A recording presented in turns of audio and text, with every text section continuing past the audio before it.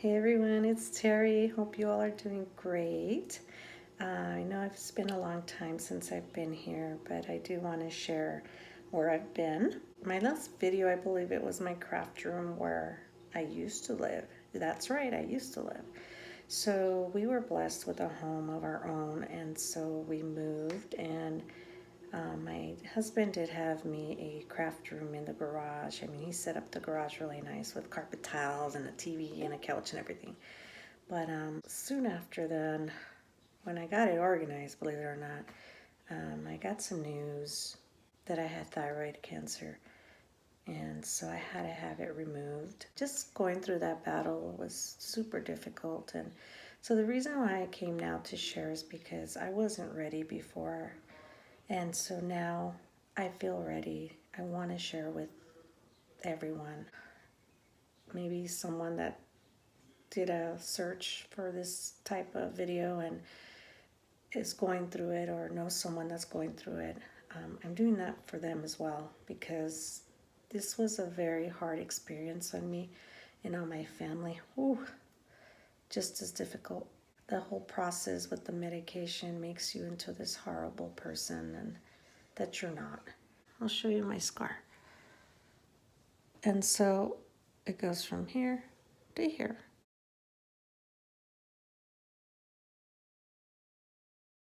They took my entire thyroid out because a doctor found some nodules on this side as well. And so he just felt like instead of putting me through the same thing, chances were, this side had it, that this one would develop a bit later in life. And so to avoid putting me through the same thing, surgery again, that he just took it all out. I've been putting some natural holistic oil and it is helping with the tissue from getting all like thick, thickening up. It does still like irritate when I put it on there. That's why I think it's red. But I don't know if you can hear it in my voice, but I still feel like I don't know, like I don't feel like I can talk normally. And sometimes I feel like my voice is shaky. But I feel it all in this area. I don't know if it has to do with my voice box. I don't know. One thing I can tell you is because of those nodules and that goiter that I had, I can breathe better. Like literally, I felt like tightness in my chest and I would just always, sigh and I couldn't run anymore or walk. And, my husband would make fun of me that I was so out of shape. But it had to do with that goiter. It was squeezing my breathing tube. So it was causing that uncomfort, shortness of breath. And that's aside from the side effects of the medication, guys. Just a lot of things that I went through. It's crazy. And not to get religious here on you all, but I am a believer and I trusted in the Lord, and I feel that because of Him I got through this. And I think back about every step of the way, and I feel that He had me in His hands. After surgery, I went to, well, let me back up. I feel like the doctors didn't prepare me for what I was to expect with the medication because I was never told. And so when I started feeling all these different side effects and just emotionally imbalanced, I called my doctor and I says, I'm experiencing this, and that. Well, all she could say is, yep, those are side effects. Hang in there. Not until you have your radioactive treatment can we switch your medications to the good medication. So I had to endure this for quite some time, and this caused me to feel depressed, anger, um, mental fogness, lethargic, fatigue, memory loss. Um, I had night sweats. I had um, restless nights. I couldn't sleep. Um, just, gosh, everything. If you were to Google side effects for the meds, I had them all. To go on a low iodine diet, And then on May 23rd, I went to have my radioactive treatment, which was 2 tablets. It was a low dosage, nothing crazy, but still had to be away from family, my husband and my kids, and my work. So I missed a lot of work because of all of this, and financially that's not good, because my income is part of what helps out with this household and pay the mortgage and the bills and food, groceries. Throughout this whole process, I kept to myself because of the fact that I was snapping. I found myself snapping at my children, at my husband, and I quickly recognized this and decided to separate myself from my family and my siblings and my parents. And although I would text my dad, I did tell my dad, please tell Mama to understand that I can't talk right now. And so he did, and they respected that. And my dad was very supportive through all of this. He would always send me sweet messages, supporting me. But it was just a choice that I made to protect my family, and until I was able to get better with the better medication, right? I don't know if that's possible. But see these eyes, they were crying. They were crying before I filmed this video, because just thinking of the entire process, and it made me sad and happy, and made me aware that there's other people going through this and that they may not know why.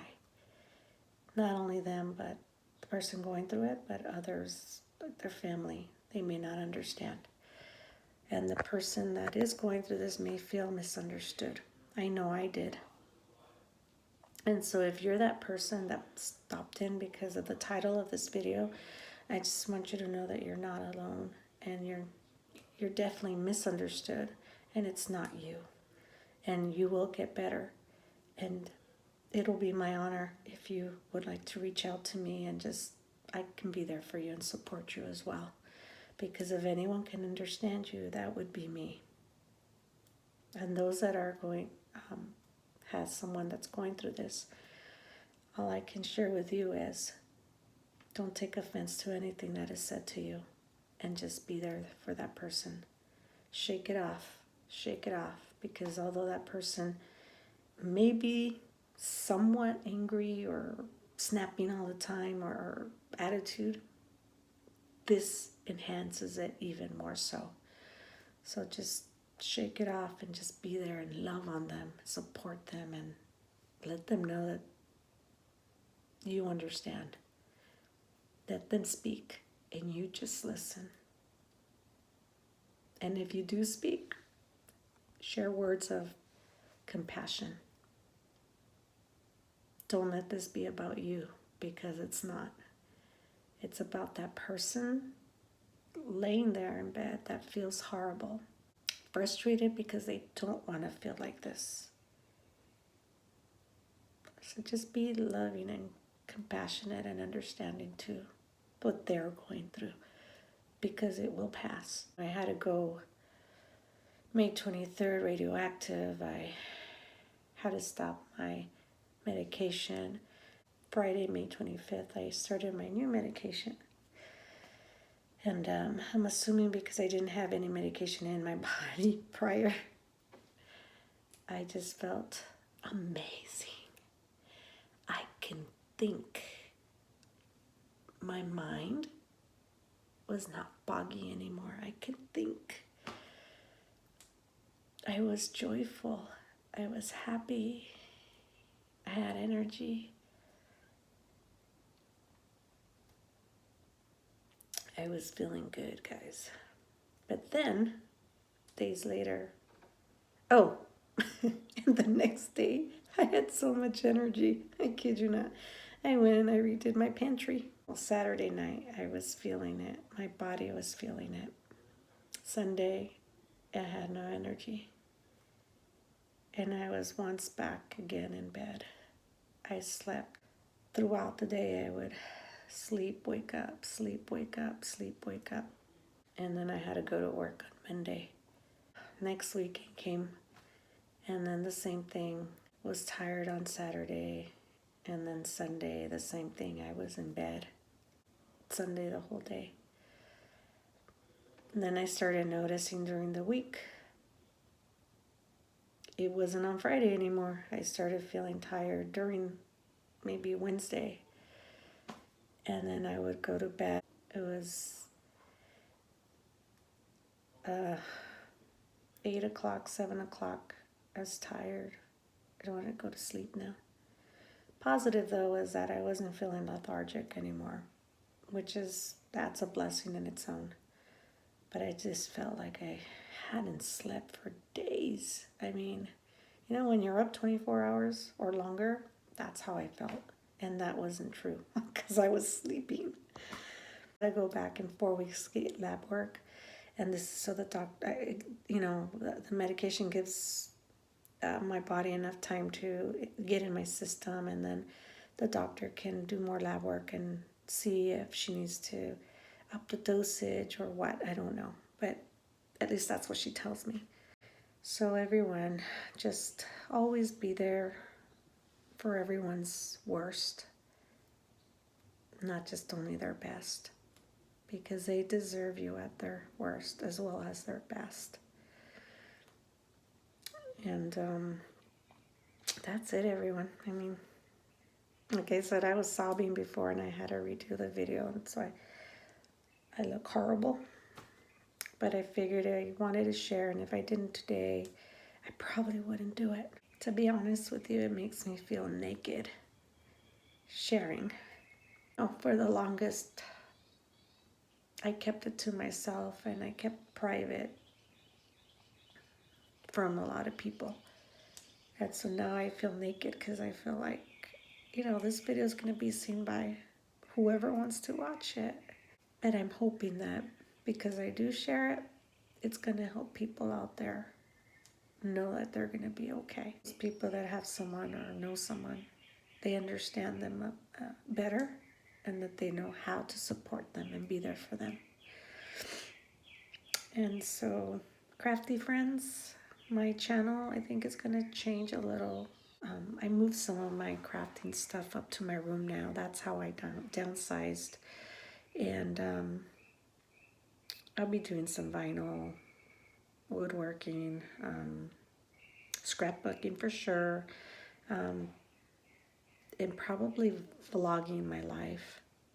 So you're welcome to continue following me and cheering me on and supporting me.